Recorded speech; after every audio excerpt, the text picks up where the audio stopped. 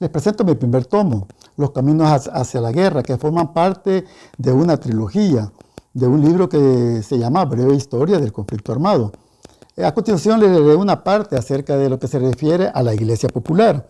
Y es que los centros de formación campesina tenían como objetivos principales el adoctrinamiento político, ofreciendo a los campesinos instrucción en la teoría marxista-leninista, con énfasis en la lucha de clases, la opresión del campesinado y la necesidad de una revolución armada para derribar al sistema capitalista y feudal, enseñándolos a analizar críticamente la explotación ejercida por terratenientes y élites gobernantes.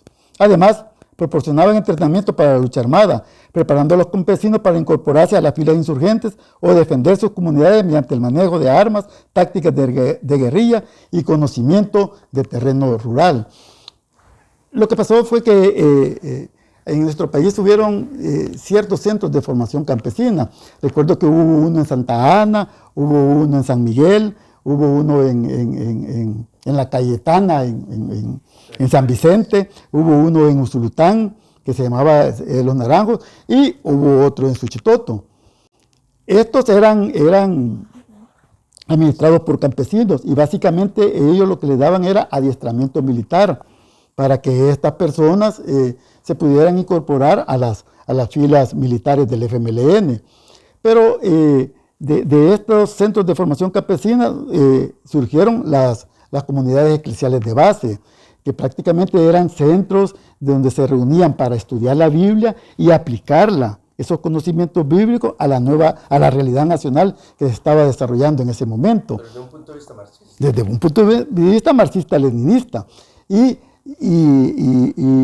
las personas que daban esta capacitación se fijaban bien en estas personas de las comunidades eclesiales base, quienes eran los más diestros o ponían mayor atención para incorporar a los círculos bíblicos. Los círculos bíblicos era también otro grupito donde siempre se les trabajaba en conocimientos referentes a la Biblia, pero repito, aplicando todo esto a la realidad nacional. Buscaban pasajes donde se hablaba de explotación, donde se hablaba de opresión, y luego lo comparaban con lo que estaba ocurriendo en el país. De estos círculos bíblicos, ellos veían cuáles eran las personas que podían tener mayor capacitación y los trasladaban a las células terroristas, que estos básicamente eran los que se incorporaban ya a la lucha armada. O sea que el mandamiento de Jesús, que era amar a todos, inclusive hasta tu enemigo, era secundario, era más importante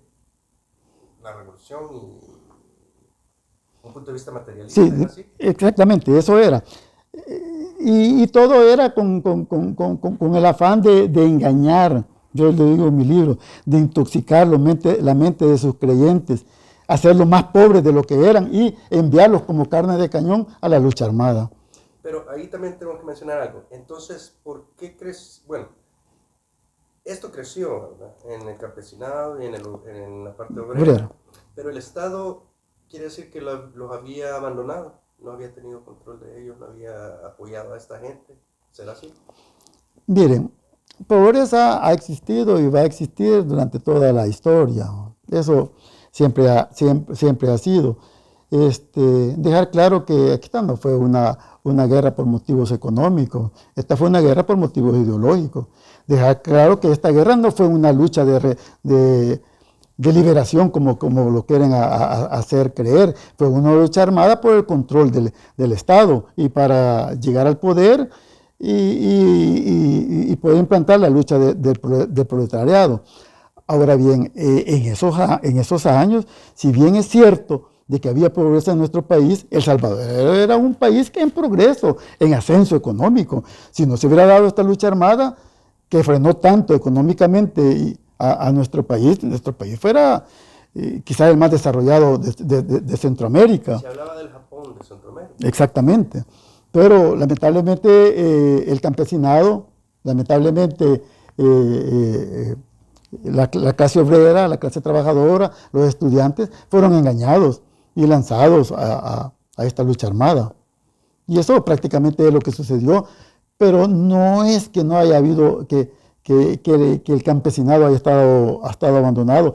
Sí, yo reconozco, en Suchitoto, mi papá tenía terreno, tenía hacienda, y recuerdo cómo vivían los campesinos. Sí, vivían bien humildes, vivían en ranchos de paja, pero hombre, tenían sus cultivos. Lo que sucede es que de 1979, con ese fracaso de la política y que se llegó a la lucha armada, hubieron otros factores políticos y económicos que dieron prácticamente pie en sí a la lucha armada.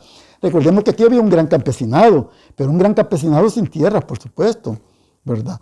Y por otro lado también eso nos afectó activamente, que a ese campesinado prácticamente nadie lo amparó, ¿verdad? Entonces, muchos campesinados sin tierra, vino el conflicto con Honduras, esa gran cantidad de personas también que fueron expulsadas, y todo esto fueron problemas sociales que se fueron también configurando en el quehacer político nacional, ¿verdad? Pero no es que haya habido una pobreza así extrema, pues.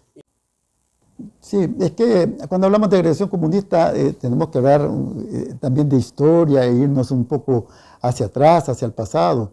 Acordemos de la revolución de 1917, la revolución bolchevique, donde sustituyeron al zar y a toda su familia que fue asesinado, y fue en ese momento donde nació un nuevo tipo de guerra, un nuevo tipo de lucha que iba orientada a las mentes de las personas, a la mente de los trabajadores, del campesino, de los estudiantes. Y esta revolución fue exportada hacia todos los países del mundo, siendo así que llegó a El Salvador en 1928.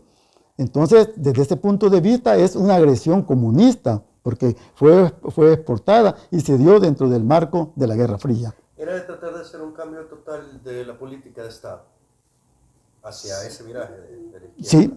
Sí, era llegar al poder a través de la vía armada. Bueno, comenzaré diciendo que los rusos dijeron en cierta oportunidad que la toma del poder en nuestro país se iba a llevar a cabo a través de la participación de la Iglesia Católica. Es decir, que sin la participación de la Iglesia no hubiera sido posible llevar a cabo estos movimientos revolucionarios en nuestro país. Yo siempre me remonto a la historia, y si nos vamos al Segundo Concilio del Vaticano de 1959, ahí ya lo dije, pero lo vamos a volver a recalcar, ahí se dio la opción preferencial por los pobres, se repensó en el papel de la Iglesia Católica, en el nuevo orden mundial de esa época, qué es lo que tenía que hacer. Entonces apoyar a los más necesitados, a los más desprotegidos. Pero eso se ve muy bien, ¿no? Por supuesto que sí, pero aquí vamos. Llegamos a la segunda conferencia latinoamericana en los textos de Medellín, y donde se afianza esa opción preferencial. Estoy diciendo todo esto porque de aquí es donde se empiezan a agarrar estos curas fascinerosos, ¿verdad?, que le dieron vuelta a todo, ¿verdad? Y comenzaron a ellos a formar estas estructuras de las cuales yo hablo en el libro. Estos sacerdotes eran marxistas, materialistas. Sí, comunistas inclusive. Eran comunistas. Entonces fue así como ellos, cuando yo hablo de la Nacional de Sacerdotes, el grupo de los 30, este es el mismo grupo. Las comunidades eclesiales de base. Llamamos a eso. Y que estos grupos fueron cambiando a través de los años, de los sacerdotes, pero era siempre el mismo grupito de sacerdotes que estaban involucrados en esa opción preferencial por los pobres, que también nace la teología de la liberación. La Iglesia Popular es una corriente.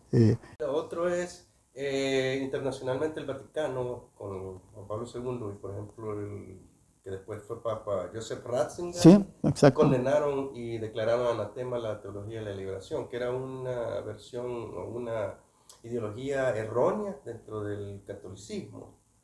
Aquí en El Salvador hubo esa división también bien marcada, ¿verdad? ¿Cómo se desarrolla eso? Sí. Había un sector de la Iglesia Católica que era anti. Sí, hubo, pero en su mayoría pudo más el sector minoritario de la Iglesia Católica, que se antepuso al sector mayoritario acerca de lo que es la teología de la liberación. a tal grado pues de que embaucaron a Monseñor Romero y a muchos obispos de las arquidiócesis y apoyaron prácticamente la lucha, terminaron apoyando la lucha armada. Sí, yo creo que con relación a la muerte de Monseñor Romero ha habido mucha desinformación al respecto, ha sido manipulada y como siempre, pues, al igual que el conflicto armado, esta intercontinental reunió a 3 grandes continentes, a África, a América y a Asia, y donde se trataban temas de que ya era tiempo de que a través de una lucha armada se libraran del colonialismo y de aquellos países opresores. Posteriormente vino la organización de las olas, siempre desarrollada en Nicaragua, donde básicamente se trató ya la lucha armada y de cómo esta tendrían que llevarla a todos los países de Latinoamérica y especialmente en nuestro país. Se habla de un conflicto democracia republicana contra el socialismo, comunismo, de lo que se ha explicado, y después en un desarrollo de un esquema totalitario que era la dictadura del proletariado. Sí, dictadura del proletariado. Es que la dictadura del proletariado va orientado a de que son los campesinos, que son los obreros, que son las grandes masas, las que van a dirigir un país. Pero eso es totalmente ridículo y es totalmente absurdo, porque realmente quienes dirigen las riendas de un país, aunque sea comunista, sea socialista, sea capitalista, son los grandes líderes, y la población solamente es utilizada para estos fines, politizado e ideologizado, ¿verdad? Y con la tendencia a echar culpables, ¿va? Y hacerse las víctimas. En mi apreciación personal creo que Monseñor Romero sí, efectivamente fue asesinado, pero fue asesinado por la izquierda salvadoreña, donde estos lo que querían era buscar un mártir para su lucha. Prácticamente después del fallecimiento de Monseñor Romero, fue ahí donde básicamente ya no hubo punto de retorno para detener la lucha armada. No, realmente la muerte de Monseñor Romero puso a El Salvador en vitrina a nivel mundial, y acusando prácticamente a la Fuerza Armada de su asesinato, lo cual, como lo dije anteriormente, de manera personal pienso que no ha sido así. Ahora, las consecuencias de este asesinato fueron múltiples y fueron variadas. Tal es el caso de que fuimos acusados de cometer graves violaciones a los derechos humanos, tal como Monseñor Romero lo enfatizaba también en sus homilías. Y fue beneficioso para la insurgencia armada, a tal grado que hoy, después de los acuerdos de paz, se sigue idealizando a Monseñor Romero, a tal grado que hoy todas las carreteras, todas las calles, avenidas, parques y en todas las iglesias está el nombre de este cura, a tal grado que tenemos hasta el aeropuerto que se llama Monseñor Óscar Arnulfo Romero. Creo que los beneficiados de la muerte de Monseñor Romero fue la izquierda salvadoreña. ¿Considera que eso está positivo en el sentido de que en la memoria histórica del pueblo o de las personas está como que Monseñor Romero solo era de pro izquierda y nada más? Sí, es que lo que pasa es que Monseñor Romero fue utilizado, ¿verdad? por los sacerdotes, especialmente por los jesuitas. Entonces, él fue utilizado, fue engañado y poco a poco fue cediendo, y es así como él fue conocido prácticamente en la historia por una persona que apoyaba a la izquierda salvadoreña, aunque él pues decía que todo esto era dentro del marco de la teología de la liberación y de la opción preferencial por los pobres, donde la iglesia tenía que estar más cercana a los pobres, donde la iglesia tenía que estar más cercana a los necesitados. Recuerdo que se decía en esa época que la iglesia era una iglesia de peregrinaje, pero peregrinaje hacia Dios. Y todo esto palabrerías con las que fueron engañando a la población civil, al campesinado, a los obreros, llevó a que se llevara a cabo esta lucha armada. Durante mi niñez surgieron muchos aspectos políticos y religiosos, los cuales fueron formando un panorama emocional y humano acerca de lo que sería mi vida durante los años subsiguientes.